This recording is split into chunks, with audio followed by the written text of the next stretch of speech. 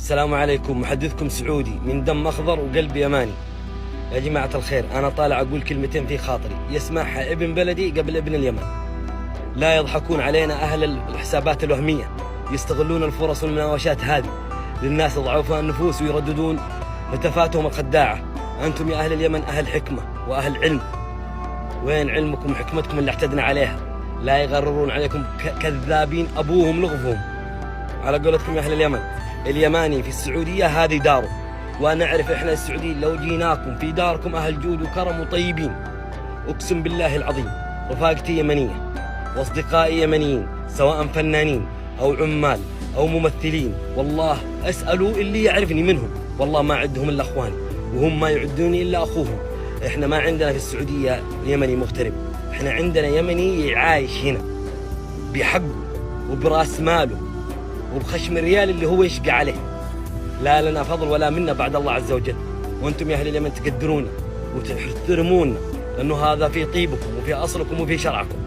فالله الله يا عيال ديرتي، لا يطلع واحد باسم اليمن من حساب وهمي ويدندن كلام زيدوا الحاسد يموت.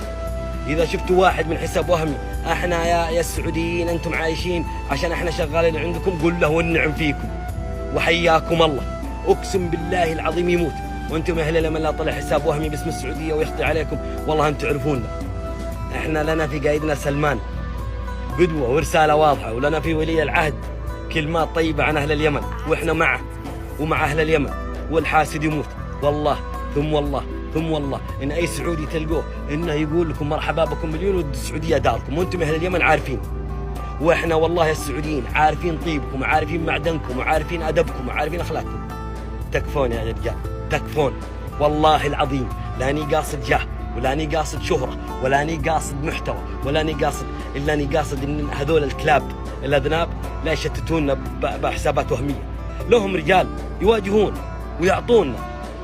اليمن له تاريخ والسعودية لها تاريخ، وإحنا مكملين لبعض، يد واحدة ما تصفق يا رجال. فلا يضحكون علينا، وأنا آسف إن أخطيت، إن أصبت فأنا متعلم منكم ولا لي راعي أول، وإن أنا كلامي فيه غلط أتعلم واكتبوا لي وأتعلم. أنا ماني بعالم ولاني سيد القوم ولاني كبيرهم، ولكن رجال غيور على عروبتي على وطني.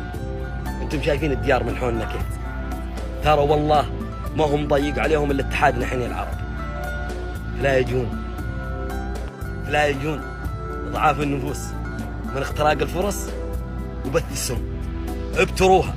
أنت يا السعودي فيك وفيك وفيك وفيك وفيك وفيك، رد عليه على خشم وجم الله حالك، وكل إناء بما فيه ينضح.